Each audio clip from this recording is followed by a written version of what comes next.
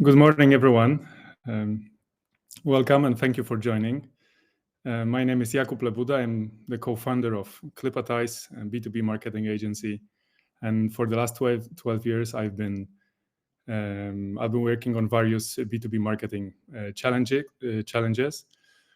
And since we are quite early in the year, I thought I would share some of my observations, B2B buying, B2B marketing, that hopefully can help you elevate your game and help you deliver value this year.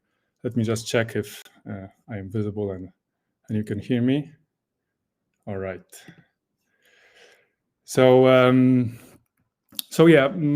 like to start by saying that something that is obviously obvious for you. Marketing is a long-haul game. I believe there is no single tactic that is, a silver bullet that can help you win.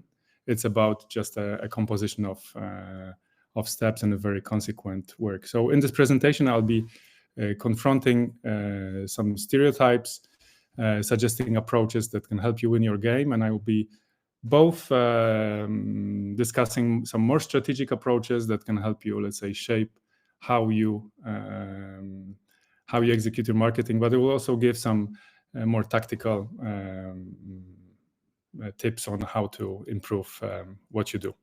So let's start with a couple of insights to lay the ground for the further presentation. B2B buying is related to the transformation of business, and transformation itself is a substantial change. It's related to reinvention of processes, people habits as well, often tech infrastructure, maybe some new performance measurement framework. In any case, transformation is a high-risk process. It's a high-risk, high-fear process.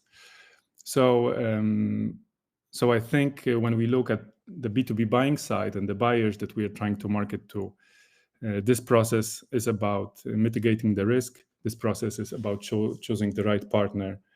And this is typically the main objective of the buyer, not to fail in a very stressful process of transformation. And I think there is a substantial difference between an experiment, like a proof of concept, just to see if something works, and the transformation itself. And transformation is usually a change with no going back, and vendors need to take this into account, and marketers need to take this into account. Another insight is that 95% of the clients are not in the buying process in B2B. And this is a message to all those running lead ads right now, and take it into account. This information comes from Harvard Business Review. Then 80 to 90% of the clients already have a set list of vendors in mind before they do any research, and eventually 90% of them will ultimately buy from that list. So in other words, people do not buy a $100,000 service because they saw an ad. And the goal of B2B marketing and the goal of B2B marketers would be to get and stay on that list. And very much it's about trust, and I will go deeper on trust in this presentation, among other topics. And again, B2B buying is associated with a transformation. This is a stressful process. Take this into account when you are shaping what you do. So actually, the topic of this presentation should be altered. It's about getting and staying on that list. And in the presentation, I'll cover the topics of ownership of the customer journey. I'll speak about positioning, measurability and performance. I'll speak about influence, trust, targeting, and creativity. So it will be altogether around 35 to 40 minutes of the presentation. I hope you can make it. Anyway, this one will be recorded, and we'll try to share it later on with you for the ones that cannot stay with me for the whole time. I have reserved some space for Q&As at the end, so you can use the chat window to ask your questions. Hopefully we can revert to them at the very end. So thank you so much, and let's do it. So I'd like to start with the ownership of the customer journey. Already in 2019, we have observed, I think, something that was pretty shocking for many of us. Gartner's report showed that our clients are willing to spend only around 17% of their time talking to vendors, to all vendors. So it means that we don't really have that much opportunity to directly speak to the clients, and this needs to be taken into account when shaping the marketing. Another iteration of this research, executed in 2023, last year, gives even more insight for CMOs and CSOs to optimize the journey and shape it in a way that it's relevant for our audience. It's not relevant for us.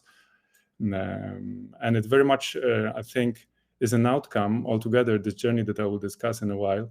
It's an outcome of both the generational change that we witness, millennials coming to serious power in organizations, soon Zs, but also the post-pandemic habits that kind of sped up how we consume content and how we make decisions, both in professional and in private lives. So essentially, out of the research from Gartner, it shows that 75% of them, 75% of B2B buyers prefer a sales rep-free experience. So sales type of journey is very much against the expectations of our audience. So anything like gated content, lead follow-ups is simply hated by our audience, and you can actually do a lot of harm on the brand safety level if you do not listen to this, if you don't consider this insight. So essentially, UX, user experience becomes a B2B marketing category. So far, it was very much obviously considered and developed as a consumer category, but UX is important. And I've come across, while getting ready for this presentation, I came across a couple of nice metrics. One of those is CES, Customer Effort Score. And I think it would be worth for marketers to consider this metric. Essentially, it expresses how much effort a customer needs to put in to interact with your company, both on the purchasing side as well as maybe product use side. So yeah, UX becomes a B2B marketing category. Another thing, if we look at how we can optimize the journey to fit into the current paradigm, is that digital self-service buyers are 1.65 times more likely to regret a purchase. So we have a kind of a paradox, because on one hand, they require a digital journey with no sales rep being present there. On the other hand, they can be very much disappointed buying online solo. So, and what's more, the rep-assisted digital purchasing can cut this regret by half. So this very much shows how the journey would change and who owns the journey. And the question that we should ask ourselves as marketers is how we can make it smoother for people to get the info they need. So again, sounds very much like a UX category. Sorry, that's my coffee machine. So sales and marketing alignment is about the mix of both. So I'm not trying to say that digital only. I would say let's have both, but let's listen to what the customer expects, and then we leverage the best of both. And the best of both actually is, I think, quite obvious. It's quite intuitive. So if we look at digital strengths, obviously the buyer is in control. We can ensure a very broad information depth and breadth. So actually we can deliver a lot of content that would be applicable at some moments. Obviously we can have data-driven guidance if we connect it with marketing technologies. But on the other hand, we have serious strengths of the salesperson. It's not about calling the client and asking if they are ready or if they want to learn more, but essentially this is about being more empathetic, understanding what the client might need, contextualizing the offering for the client, and it's essentially about filling in the gaps through various tactics, including thought leadership that I will elaborate on a bit later. So contextual judgment, filling in the gaps, real-time adaptation. I think still technologies cannot really react to that as much as a human being to human being can. So as I was saying on a previous slide, the goal of marketing and sales working together is about contextualizing the value for the buyer. And contextualizing is this contextualization is important because of what I said on the very first slide. B2B buying is about transformation, so it's a high-risk process. Let's make the information put in context of the client so that we can kind of bring this fear or stress down. And this can be achieved through content strategy approaches of value framing and affirmation. I think this model can be very helpful when you are working on your content strategy. Value framing is very much about showing the client how they can have a benefit, how they can improve their job through the solution that we offer, while value affirmation is mostly about mitigating the post-purchase regret. So it's about making sure the client feels confident about the decision that he has made. So now let me move on to another topic of this presentation, which is positioning. And I'd like to say that this type of approach can be actually executed in a number of moments. I mean, first of all, when you actually design a new product, you can definitely take into account what happens on the market, what the client needs, what the competition is doing. It can be done once you already have the product and you're working on brand strategy, and then you are just trying to show the value and influence the perceived value of existing product. But you can also do it per campaign, and I would encourage you to always run this kind of positioning exercise whenever you are getting ready to building your narrative of the campaign, your creatives. So positioning is about influencing the perceived value. You actually get to talk about advantages. Obviously, there is the context of the market and the client, but you can choose how you build the narrative and how you make it impactful.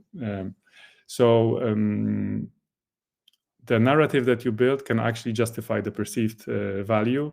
And I think we as B2B marketers, we very much focus on features, on the functional aspect. But I think the example that I'm about to show you can prove that we can still get a lot of value and justify high price premium if we position in the right way. And I think also inspiration can be sought in B2C. If you look at the luxury segment of consumer products, obviously this is maybe a bit of exaggeration, but still it can show how much more people are able to buy if they see some extra value, and the value comes often from the narrative itself. So I'd like to use an example that I recently saw on LinkedIn from Artem Chetverikov. So shout out to Artem.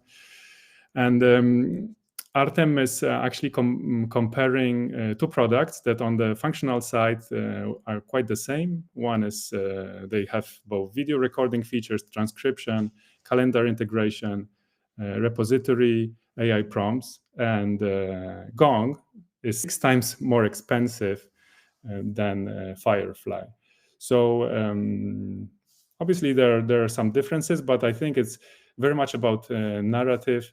Gong is actually focusing on improving win rates in the sales process, and I think this is much more valuable for the audience than what Firefly is doing, that mostly focuses on the pitch side on improving productivity of the team. So if the win can be big, the client is able to spend quite a lot. So the way to be efficient in the positioning process, obviously you need to align to the top 3 goals of your target audience. and you would need to understand, maybe re-engineer how they make decisions. And in this process of understanding how clients make decisions, it's very handy to look at their selection criteria. So if they're sending out RFPs, they obviously would have a list of those explicit criteria. What are the conditions to make a decision? But I would say in B2B, we also come across some more implicit criteria, and it's good to brainstorm around that. So what else, apart from what we have in the RFP, can influence the decision-making process? And obviously, it's about understanding the customer benefit when pricing. If the win is bigger, the price can be higher. So here I'd like to just show you how we at Clipatize approach this topic of positioning. I would say, obviously, we first need to understand what is the business goal of the client, what they are really trying to achieve, not what they are trying to order as a solution, but what is really their business need or pain. And then we would list vendor selection criteria. So how they make a decision. Remember that those criteria can be both explicit as well as implicit. And this is a good moment to understand which criteria are important for which of your persona. So assign personas to each of the defined criteria. You can make a very long list. I mean, it can be a list of 20 potential criteria. I think the deeper you go, the more nuanced image you have. And then we go into actually shaping the positioning. Although this looks a bit like math, it's actually how you can build a narrative. So this is just a model that helps you list your competition. So we would be listing the competition. We have a list of criteria ready. And then we are using this radar chart to evaluate each of the competitors against the criteria. So these actually comes from sport, but we can imagine we do it in any area. So this could be like time of delivery, or maybe warranty, or availability of customer service, and so on. This is different for each of our businesses. And then on a scale that we decide to use, I would recommend a scale with an even scale. So let's say 4 or 6. I would avoid 3 or 5 type of scales, because then we typically go to pick the middle one. And then once we have this graph filled in, both for our brand and the competition, we can see in what areas we actually outperform the competitors. And we can pick those to structure the narrative. And we can pick those to actually build the narrative of positioning of our brand on the market and how we refer to both the client needs as well as the competition. So then if you would be looking to validate this positioning, obviously you can look at the triangle of your value proposition, ideal customer profile, ICP, and targeting. If you look at your ideal customer profile, that kind of is a result of the positioning exercise. And then you look at your execution, let's say your campaigns, your inbound campaigns, marketing sourced leads, you'll actually see if they match. If they match, I think you've done a pretty good job on positioning and identifying who is really the right ICP for you.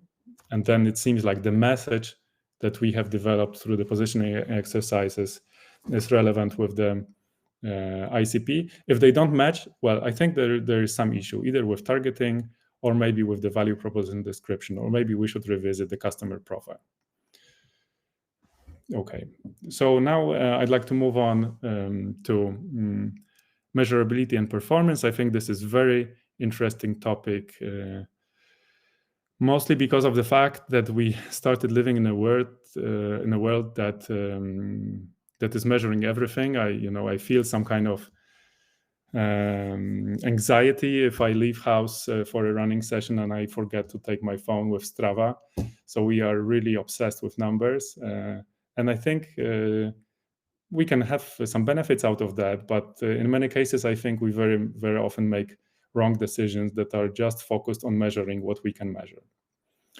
So I think software attribution that we are using as those advanced progressive brands encourages us to focus on the channels that we can measure. And I think this is mostly website, that is probably our email or newsletter activity, or the paid campaigns. So this approach very much, or those solutions very much encourage measurability over performance. And I think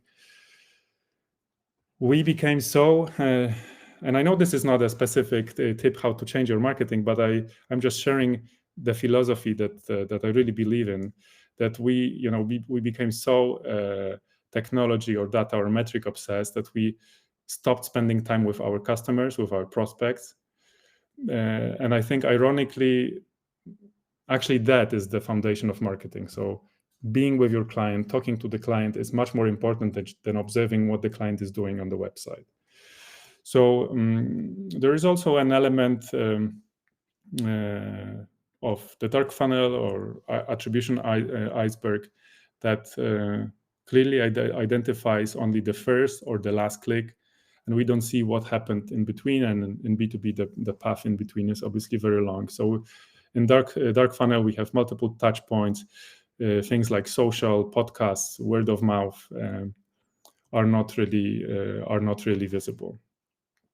And I think self-attribution, that is definitely a kind of a new topic, can add a bit of more of nuance to our analytics. I'm not saying drop Google Analytics or drop any type of other analytics, campaign analytics, and go for self-attribution, but definitely you can broaden your dashboard by placing a self-attribution question, maybe even a required question on one of your forms. But make sure these are high-intent forms and people are able to spend more time,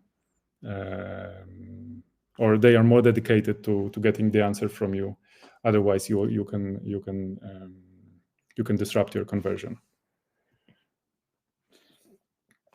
Okay, so again, as you can see on measurability side or performance measurement side, I'm quite critical to too many numbers. I think we often interpret data. And just an example of that is our email opens. I mean, I think that this metric is being overused by many of us. We often use this as lead scoring criteria or segmentation criteria, or very much use it to estimate the intent. And I think for the last couple of years, I mean, many companies rolled out their security software that actually opens emails and actually engages with some of the corresponding links. So looking at email opens as a way to measure campaign could be very much misleading. And this is just an example, because some other metrics could be misleading as well if we don't put them in the context.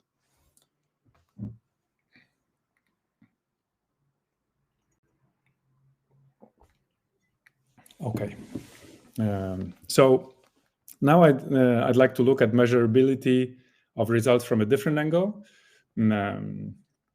I think that among B2B marketers, there is a great urge to get those measurable results. And let's look at CTAs. I think getting CTAs, which is a call to action, in our messaging is very kind of by the book approach. I mean, obviously, when you're being trained as a copywriter, you will definitely hear about call to actions. And I think in B2B, we face a major kind of mindset challenge. We don't run campaigns as often as B2C.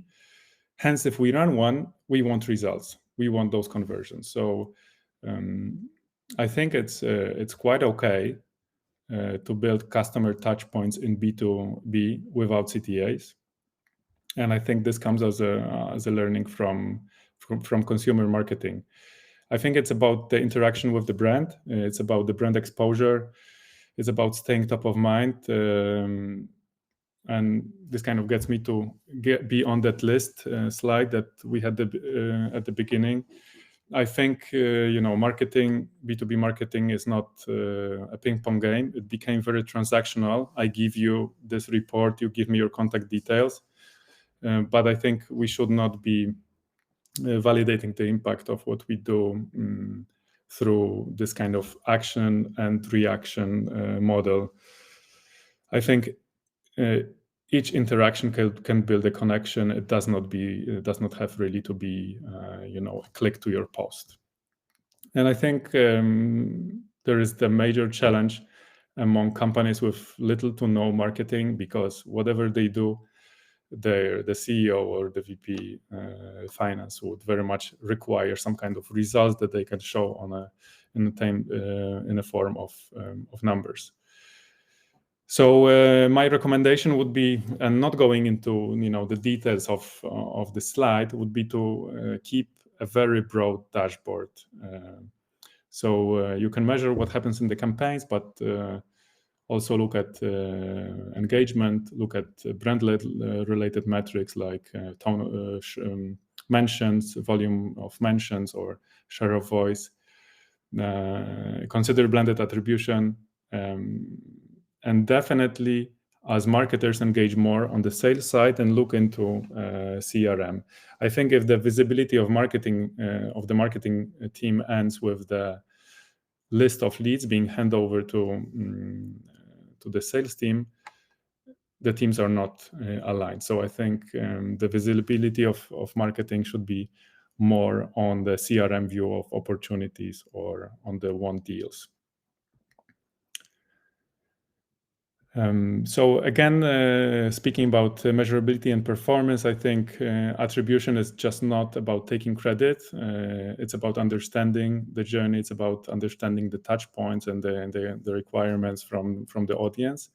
And if we start taking credit as those sales team, okay, this was our win, or marketing had a great campaign, I think this is a very beginning of a disaster, and this is forming misalignment between marketing and sales.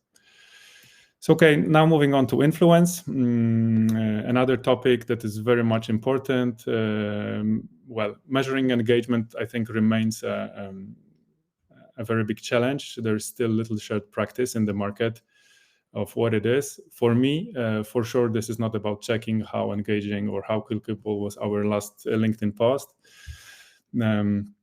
It's about getting closer to the clients. It's about building partnerships, and I think each one of us can think what a partnership means if you can really interact with our audience. D.S. Smith, I'm sharing here a link to one of my podcast episodes, Blueprint, the B2B marketing podcast with Marta Jędrzejczak from D.S. Smith. And this brand is actually using very interesting co-creation programs as a way to build engagement, as a way to get closer to clients. Also, I have observed a very interesting approach, or very interesting way of looking at engagement in marketing from Kyndryl, the spin-off from IBM. And they actually look at engagement in even less transactional way. They call it customer moments. So even if you look at engagement or look at whatever we do as marketers as customer moments, I think this can reshape the way we plan things and the way we measure them. So regardless how we measure, I think engagement, specifically in B2B, comes from the continuity of actions. And obviously our audience is not following our every post. So it's about being, acting in a very continuous way. And then not comparing campaigns, but rather comparing periods. So let's say comparing weeks to weeks or months to months, but keeping this going all the time. So we are somewhere there. If we have a very narrow window of the 5% of time when someone will actually decide to open a buying process. So engagement is an outcome of relevance. It's about, you remember I spoke about the contextualizing information for the audience. And it's also a kind of expression of gratitude. If you are doing a good job, you will see that you can have more and more of those customer moments or co-creation opportunities. Peter Drucker, that's obviously a kind of a guru for many managers, once said that if you cannot measure it, you can't manage it. That's okay. I would say try to have your dashboard really broad. And you can, when you look at engagement, you can definitely consider measuring paid campaigns. There are great reports from LinkedIn. You can obviously measure your lead conversions as well if you wish. You can then go to sales, because sales is a very objective way of measuring engagement, lifetime value, obviously. Thought leadership, although this is a bit difficult to measure, but this is kind of we hear you type of metric. I would very much, as a marketer, I would very much look at satisfaction. So NPS, but also this customer effort score I discussed a couple of slides back. So how difficult is it is to cooperate with us to source information we need. And obviously remember about dark funnel. And for that, look at self-attribution, maybe try to spot where referrals come from. Also look at, let's say, beyond the corporate account, you can integrate your social leaders or your, let's say, key employees, dashboards or opinions to build your dashboard. All right, and I'm getting closer to the end. I think it's just around 5-6 slides left. So I'd like to speak about trust, and trust obviously helps us get on that list. As I was saying, B2B buying is associated with the transformation. Transformation is stressful, and typically mega brands are a safe bet. So as the saying goes, no one ever got fired for buying an IBM. Obviously, not everyone can become an IBM overnight, but keep this in mind, because if they can trust you, it's much easier to be on that list, to be asked for your proposal. So obviously, how getting on that list can be done in a number of ways. Some of those are very obvious, but I thought it's still worth remembering those. I would say previous experience. For big brands, this is not a biggie. But for smaller ones, I would definitely, if you don't have that much experience, look at other regions. Maybe you have achieved some good results with other clients in other regions. If you don't, well, look up your employees, because they probably, with their previous organizations in their previous professional life, they might have done stuff that is now relevant for your current clients. Then remember about informative, easy navigation page. And again, B2B becomes, UX becomes a B2B marketing category. So anything like value proposition, transaction details, maybe pricing should be available to limit down the customer effort score and to make sure it's easy for them to understand, easy to have this digital journey that everyone desires.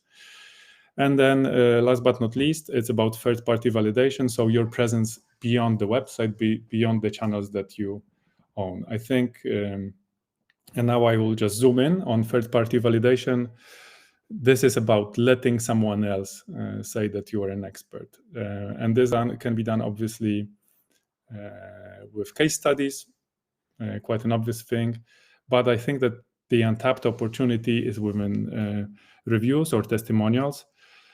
But I would say, well, case studies have a very much focus on the case itself, on the challenge, while reviews or testimonials will have more focus on you as a vendor.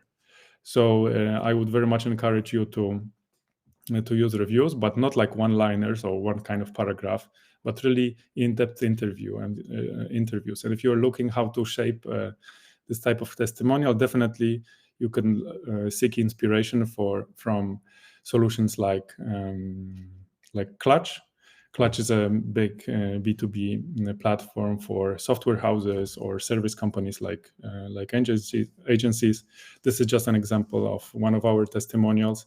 And if you go, I will not be clicking into this, but if you look at Clutch, you will be able to see how detailed they are with the questions and how they discuss your role in the project from many angles. And it's easy to do if you do it in an interview, if you don't require a written testimonial, but maybe an interview, you can pretty easily get the information about your client, speaking about how you performed. So it's a big win on the trust side. So we've got case studies, reviews, we've got press releases. I would say it's for so-called validation search. It's relatively easy to get those short press releases these days. So this is about, let's say, A and B teaming up together to work on challenge Z, or this another approach, kind of we got a new client type of press release. I think it works great for validation search. It works amazing for staying top of mind. And last but not least, thought leadership. And I want to go a bit into this. I think that there is so much generic content. It's a bit challenging to really be a thought leader. And I think I have a solution to that. I would very much encourage you to work on something that I call a skill gap. So go on niche, focus on something. Let's say you can probably list 10 topics that you are good at, but just pick one or two, and then be very specific in exploring these topics and sharing the information about it. This way you build something that is called a skill gap. So a perception on the client side that you know something in very much detail, and the time for them to master that and to master this type of professionalism is very long. So when they see the complexity of your expertise, they will realize the value of hiring you over doing this themselves or maybe with other partners. So this type of niche focused thought leadership on a narrow topic can work great. And then on targeting side, this is more tactical. I would say typically we have very much ambition to reach high-level audience. And I think there is little understanding that C-level has their team to do research. This type of focus on the C-level audience has also its downsides, because it's a bit difficult on actually rolling out campaigns, improving ad cost metrics. So the image itself comes from some wellness post. But I would say keep your targeting a bit broader and go beyond C-level. It feels like maybe you're not very precise, but we don't need that precision in B2B. I think you can have just simply more higher impact if you go a bit broader. And then again, a bit of data from Gartner. I think the average enterprise buying group is 5 to 11 stakeholders. They come from various business functions. And often, if we look at the buying process as a transformation process, we don't really know who is the transformation leader.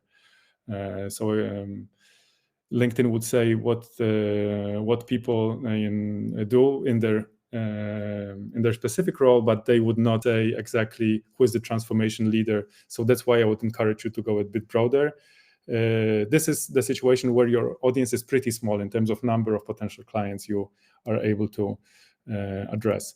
On the other hand, when your audience is very big, we have a classic model, this sales funnel model that focuses on education and awareness. So we would educate the audience. We would work on problem awareness or solution awareness or the brand awareness, and then only once someone interacts, then we would go with marketing, remarketing, and product ads. Generate those MQLs, marketing qualified leads. But considering you have a large audience, you can actually adopt a slightly different approach. And this is inspired by Justin Rowe. So you can actually go very straightforward. We don't start with awareness, but you immediately start with your offering and keep your first touch point straightforward. So we do X for Y, so they could do Z. And if only someone interacts, then you're probably not wasting your money. You're probably not wasting your money on retargeting. So this would help you avoid over-diluted audiences. And I think, so remember, this approach of a twisted funnel can work well if your audience is very big, if you're trying maybe to, if you have a product that you are addressing globally to your audience.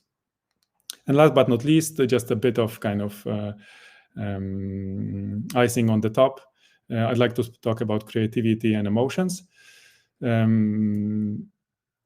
I think, I mean, this information comes from recent B2B marketing benchmark report from LinkedIn. I think that creative skills continue to take center stage for career development, and employers want them, and marketers are keen on developing them. So actually, we have observed in the last year people adding creative skills to their profiles. So implicitly, it suggests that those skills became important for the people that are hiring marketers. And then also 43% say that ability to develop creative line will be one of the most important skills. So obviously it's about right positioning, it's about targeting. Obviously this is about product functions, but don't forget that we need to have something that really will attract the audience and you will stay remembered for a specific creative campaign that you have developed. And consumer marketing has been long recognized for the power of emotion in driving behavior.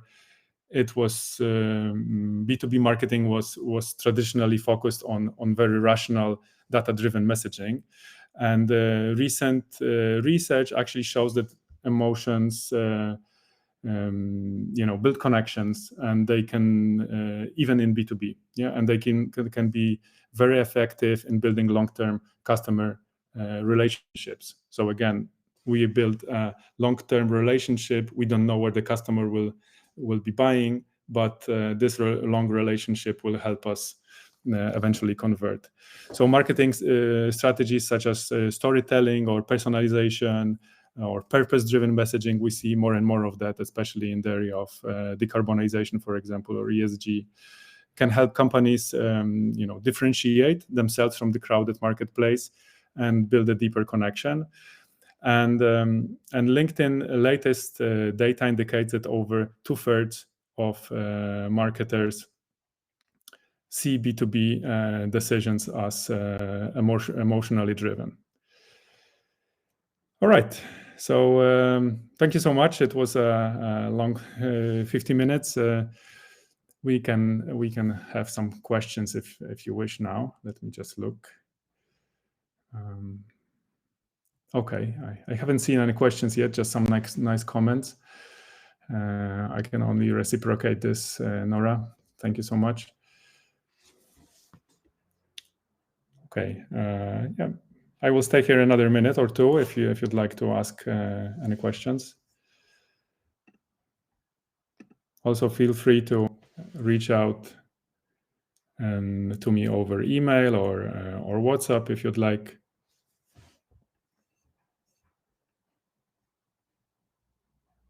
I got a question from, let me just see if I can display it to everyone. I got a question from Stiltia. Sorry if I mispronounced. How can we focus on content? I think that I would, speaking of content, I would refer to the very beginning of my presentation, where I discussed the customer optimization paradigm. I would very much focus on contextualizing the value of what we do for the client. So think about the content that you can do on the digital side, but also the type of messaging that sales reps can express.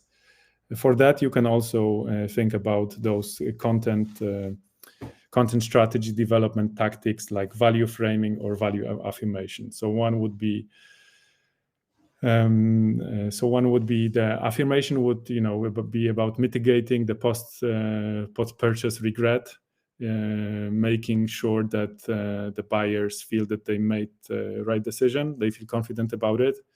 And again, this relates to this transformation being a stressful process, or the value framing, how to use a solution, or how to improve the job performance.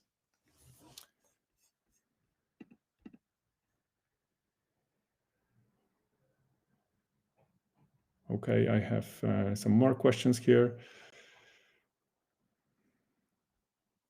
There's one from Piotr. Let me just approve it so you can all see that. I like the ideas of skill gap. Are there any skills that are more valuable for clients than others? I think so. I would very much encourage you, Piotr, to consider the position exercise I was discussing. And part of this, let me try to display the slide.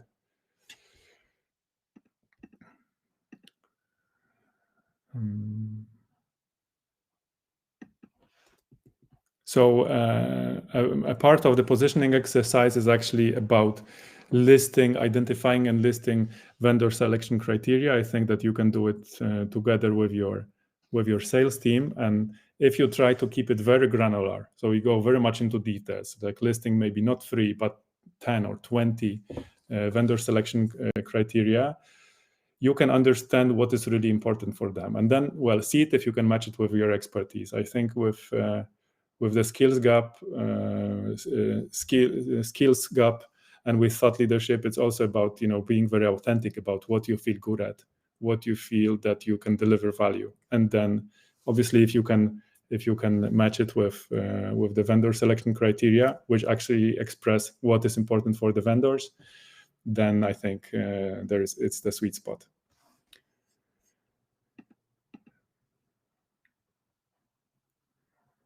Okay, I have some more questions here. I think an interesting from Mohammed.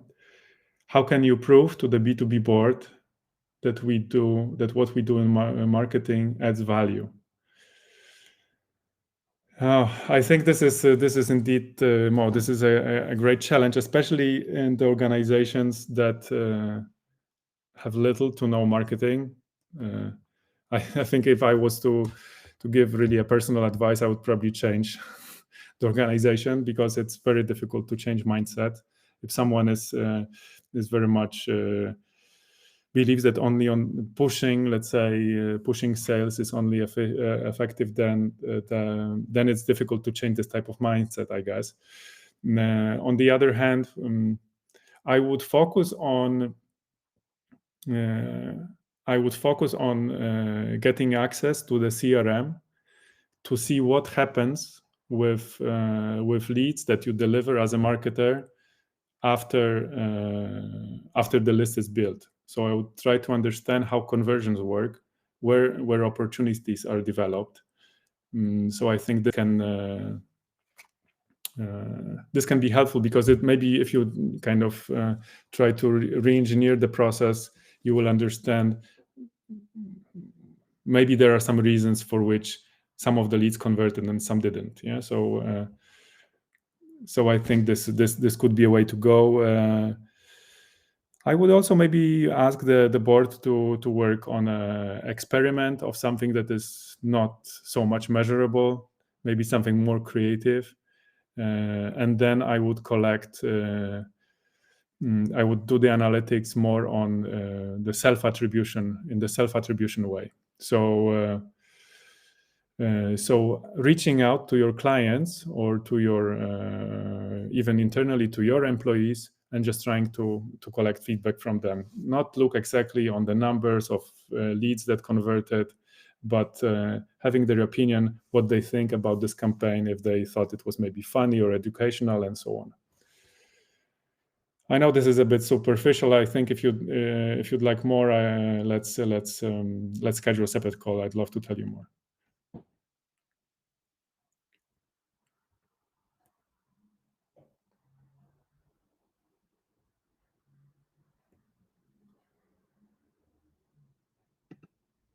Okay, I have one for Garvit. I'm not so sure if I'm able to respond, but let me think about it.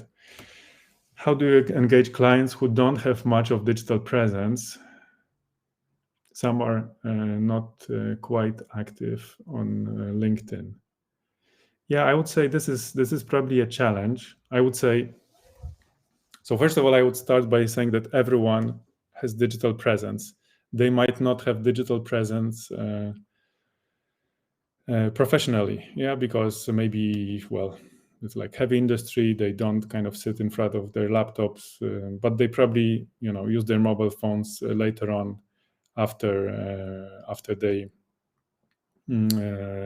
go back home. So I would focus maybe on some kind of more educational activities, like some kind of YouTube videos or campaigns that they can eventually seek inspiration from.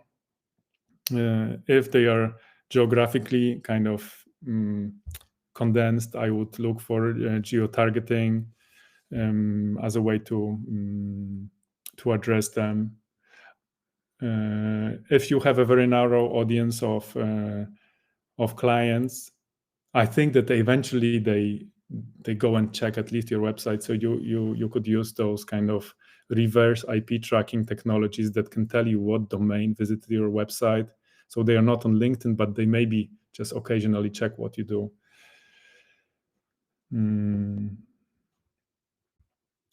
Yeah, I think that, or one more thing that you could actually do, if for example you are doing, instead of digital, you are doing a lot of stuff on events, then obviously try to think about creative solutions for events where you can encourage, maybe with your presence, you can encourage our audience actually to visit your digital channels being on your booth. So maybe you have some kind of QR codes that can encourage them to visit some kind of maybe product description on your website while talking to your sales manager.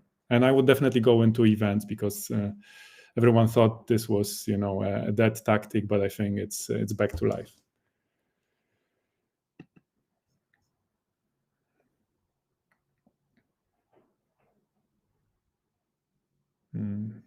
Just let me look at that.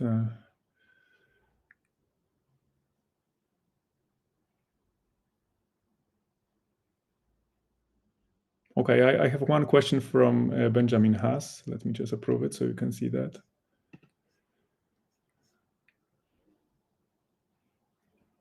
Yeah, I've shown some tools. I think it was quite dispersed because they had impact both, or let's say, on the strategy side in terms of shaping the customer journey as well as positioning, but how to work on them to build a strategy year plan. I would definitely start with good understanding of the audience and our offering, and I would probably start with the positioning exercise, just to understand how we can be relevant, how can we contextualize value for the audience. Then I will definitely speak with the business team, with the commercial team, with the sales guys, to understand what are the sales objectives and what are the sales challenges they have so far, so that you can improve that. And I think following those objectives or those frustrations and the positioning that we have, through the exercise of the value framing and value affirmation, you can actually build a content strategy. And I think it's mostly about delivering relevant content, so that you can educate, build the skill gap, but also to make sure they reach out to you when they are in the 5% of their time buying.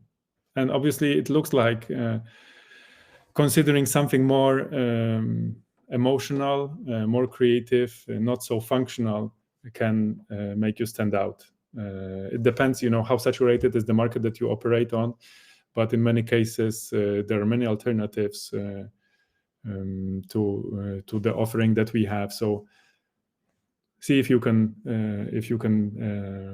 become more memorable than other brands. So fight the challenge of being kind of commoditized. Okay, I don't see more questions here. Just a couple of really nice comments. So thank you so much for your kind words. Thank you again. It was a pleasure. Thank you for the time. I really appreciate it. It was nearly an hour. So we'll be in touch. I will try to share this presentation with you over email. LinkedIn actually developed an email database once you register, so I have access to your emails, and I will be able to share this with you if you'd like to have another look. And feel free to get in touch with me if you have any more questions at some point. Again, this is my email and phone, so feel free to reach out. And it was lovely seeing you, and hopefully see you soon again.